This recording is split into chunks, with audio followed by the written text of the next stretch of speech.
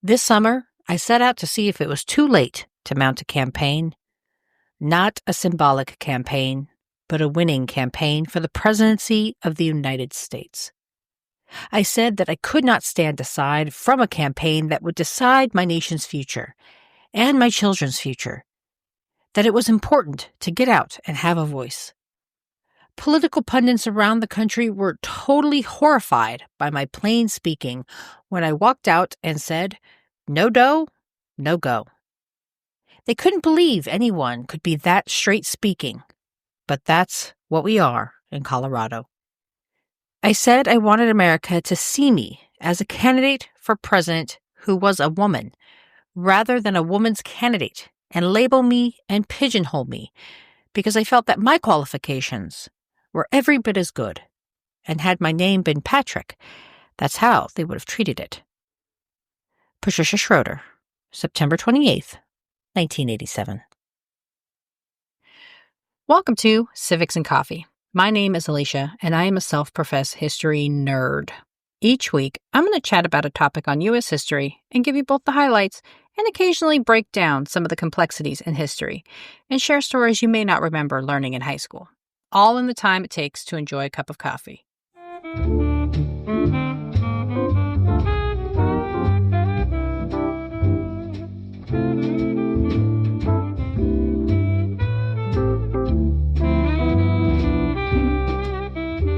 Hey everyone, welcome back. After almost 15 years in the House of Representatives, Pat Schroeder addressed supporters in September of 1987 to announce that, after exploring the possibility of a campaign, she ultimately decided against running for the presidency. Her speech, a portion of which I just read at the beginning of this episode, was derided by feminists who criticized Schroeder's display of emotion as fuel to those who believed women were just too emotional for the White House. Despite these criticisms, Schroeder would remain in the House another decade, helping fellow women run for and secure election victories. But I'm getting a little ahead of myself. If you caught last week's episode, then you know I am in the middle of covering the life and legacy of former Representative Patricia Schroeder. I ended last episode with Schroeder beating out the naysayers and securing an elective upset as she won the race to become the representative of Colorado's 1st District. As I hinted toward the end of that episode, Schroeder's elevation to Congress came with its own unique barriers, as her male colleagues and much of the news media at the time could not quite grapple with having a young mother serving in Congress. So this week, I am wrapping up my coverage of Patricia Schroeder. How long did she serve in Congress? What prompted her to try for the presidency? And what did she accomplish while serving in the House? Grab your cup of coffee, peeps. Let's do this. Elected at just 32 years old with 2 small children, Pat Schroeder was a bit of an outlier. Most congressional representatives were men. In fact, out of the 535 members of Congress, just 16 of them were women, and were exclusive to the House of Representatives, as no women were seated in the Senate. The fact that Schroeder was a woman, a married woman with 2 small children to raise, no less, invited questions from the media as to whether she would be doing her children a disservice by serving in Congress. How, they asked, could she be a full-time supportive mother if she was busy being a federal representative? Schroeder made it a point to remind folks that Congress was filled with representatives who were also parents, and that, shockingly enough, none of them were asked about how they would balance both being a parent and a representative, saying later, quote, "One of the problems with being a working mother, whether you're a congresswoman or a stenographer or whatever, is that everybody feels perfectly free to come and tell you what they think. I think what you're doing to your children is terrible. I think you should be home. They don't do that to men." End quote. Being a female representative was so far outside the norm that when she went to her swearing-in ceremony, people looked to Schroeder's husband, Jim, to take the oath. And while she maintained an exterior calm and confidence, inside Schroeder was nervous.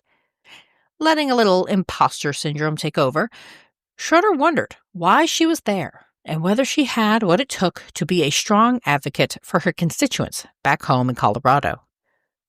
Trusting that her voters made the right choice, Schroeder quieted her internal doubts and set her sights on gaining a seat on one of the most coveted committees in the House, the Armed Services Committee.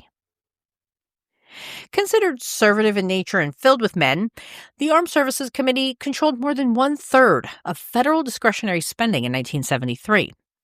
Landing a seat on this committee would be a win for any freshman congressperson, let alone a woman.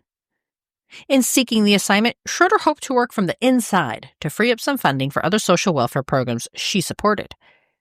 Committee assignments are very important to congressional careers, as it is on committees that representatives can exert some influence on bills that get presented or projects that get funded. Competition can be fierce for seats on some of the higher-profile committees, such as Armed Services. Getting on the Armed Services Committee was also pivotal during this time as the support for the war in Vietnam remained a divisive issue. It was rightly considered the most powerful committee available, and Schroeder, who ran as an anti-Vietnam War candidate, knew she needed to gain access to the committee in order to be an effective agent for change. Schroeder benefited from the timing of her election. In 1973, there was a growing demand for reform, and as noted by Schroeder's biographer, quote, Democratic leaders were under increasing pressure to give female and African-American lawmakers seats on the House's more powerful committees from which they had traditionally been shut out, end quote. Schroeder also had Wilbur Mills as a behind-the-scenes ally. The man who helped Lyndon Johnson get Medicaid through Congress in the 1960s, Mills was considered the second most powerful man in Washington. Thus, when Schroeder vied for the Armed Services Committee, she got it. But that was the easy part. Senior Congressman and Committee Chair F. Edward Hebert was not overly enthused with the idea of having a woman on the committee. He was also less than happy about the idea of another newcomer to the committee, African-American Ron Dellums from California. In referring to Schroeder and Dellums, Hebert said that a woman and a black man were only worth, quote, half of the rest of my members, end quote. While he could not preclude them from being on the committee, he could make their time uncomfortable. And on the first day of the committee, Schroeder and Dellums arrived to find that only a single chair awaited them. None of their colleagues spoke up, and no one offered to fix the situation and grab an additional chair. Thus, Schroeder and Dellums sat down, refusing to create a scene, and corrected the situation themselves by bringing in an additional chair. Schroeder understood that the chairman of the committee could make things difficult, and thus she attempted to mend fences with the congressman from Louisiana. In their meeting, Hebert apparently said that as far as the committee was concerned, he was God, and that Schroeder would be okay if she could remember that. He also argued that as a matter of policy, women should not be allowed to serve on the Armed Services Committee because they had no experience serving in the military.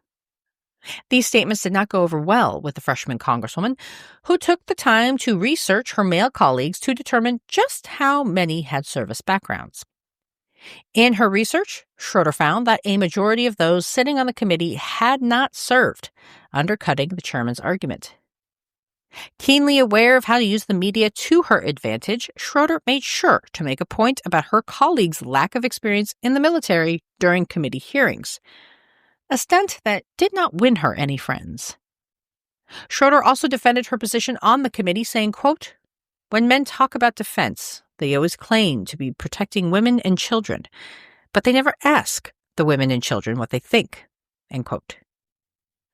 To say Schroeder butted heads with her fellow committee members would be an understatement. In fact, things got so contentious that Chairman Hebert even refused to authorize Schroeder's travel to the Strategic Arms Limitation Talks, or SALT II, in Geneva. Schroeder was only able to travel thanks to intervention by the State Department, but even then, she was not permitted any funds for travel and had to pay for the trip out of her pocket instead of traveling along with her colleagues via a military plane. Fed up with what she felt was inappropriate and unprofessional treatment, Schroeder went public by writing an article for Red Book magazine. She called out the committee chair and the blatant sexism she faced on armed services. The article may have made her concerns public and led to the media painting her with the Maverick moniker, but it also alienated her from her colleagues. When she boarded a military plane for a congressional trip to the Middle East, she was surprised to see a copy of the magazine on every seat on the plane. Despite a rocky beginning, Schroeder stayed on armed services throughout her career and used her influence to alter the defense budget to make it more quote-unquote reasonable. She spent considerable time trying to improve the lives and experiences of military families, including pushing for more funding to go toward moving allowances, establishing schools on military bases, and introducing the Military Family Act in 1985, which led to the establishment of the Office of Family Policy within the Department of Defense. The bill also required that the Defense Department provide child care facilities on military installations and helped shepherd in a military dental benefit. Schroeder also successfully convinced the committee to recommend allowing women to fly combat missions, and in 1991, she pushed for military reforms after 2 significant sexual harassment scandals involving both the Army and the Navy. Schroeder also focused on readiness. As her biographer Joan Lowy observed, quote, "She would press the Pentagon on whether troops were being trained enough, whether they got enough basic pay, and whether they got enough combat or hazardous duty pay when the times demanded it." End quote. Aside from her role in the Armed Services Committee, Schroeder is perhaps best known for her championing issues previously classified as women and family-focused. This was not something Schroeder intended to do upon her election, but later said she chose to take up those issues because, quote, "no one else did it," end quote. One of the highlights of her career was getting the Family Medical Leave Act, or FMLA, passed in 1993. A legislative victory 10 years in the making, FMLA grants 12 weeks of unpaid leave to employees who need to care for a newborn or sick child or parent. Schroeder also used her time in Congress to push for health researchers to study women's health conditions, including requiring that research include both men and women.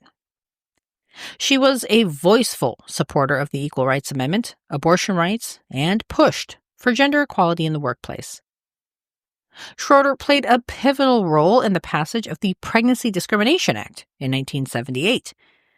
The federal law amended the Civil Rights Act of 1964 to prohibit discrimination on the basis of pregnancy, inserting a subsection that read in part, quote, "Women affected by pregnancy, childbirth, or related medical conditions shall be treated the same for all employment-related purposes, including receipt of benefits under fringe benefit programs, as other persons not so affected, but similar in their ability or inability to work," end quote.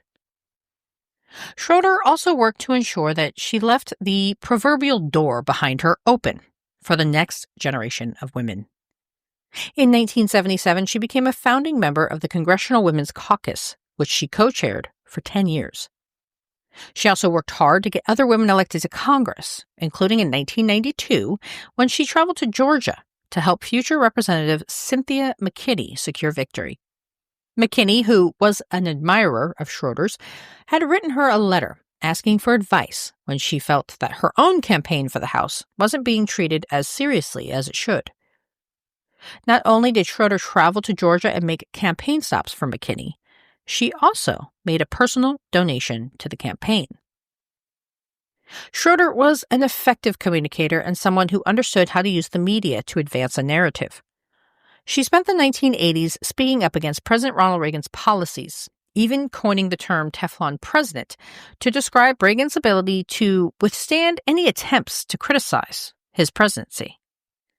Schroeder fully embraced her role as a member of the opposition party when she recommended that the budget of the executive office of the president be frozen after the president recommended reducing funding for student aid and subsidized housing, social programs Schroeder believed in.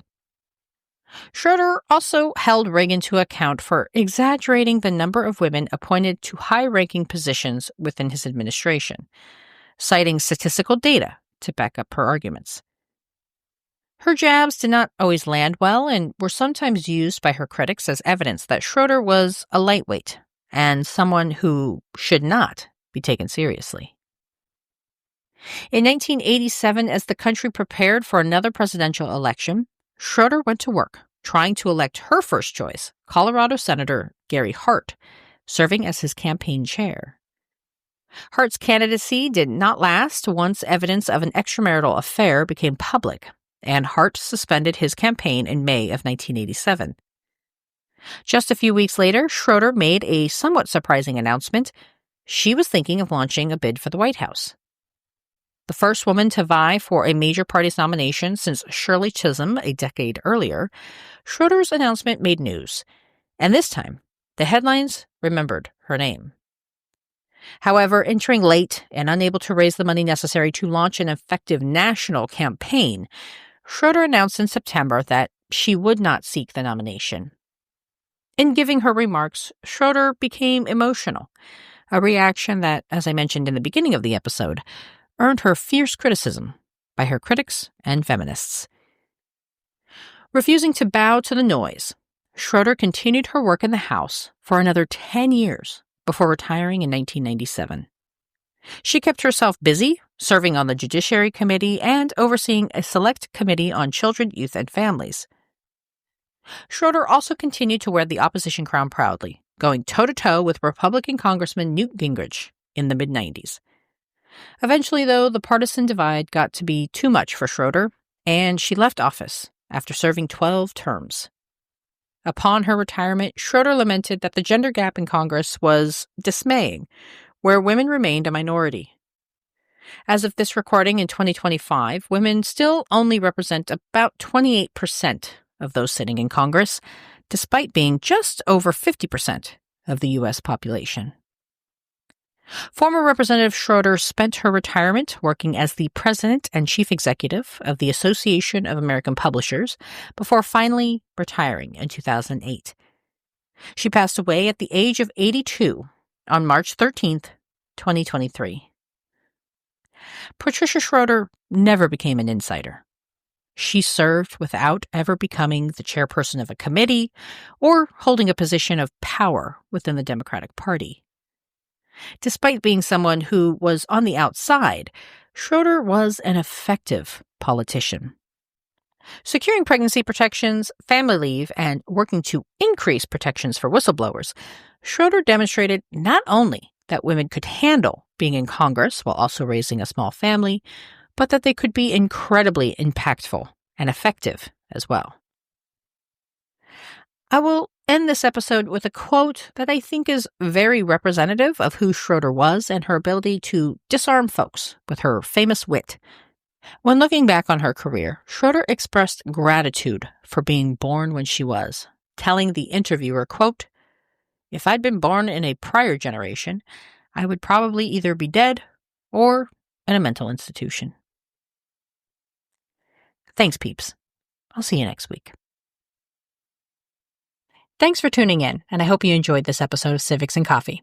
If you want to hear more small snippets from American history, be sure to subscribe wherever you get your podcasts. Thanks for joining me, and I look forward to our next cup of coffee together.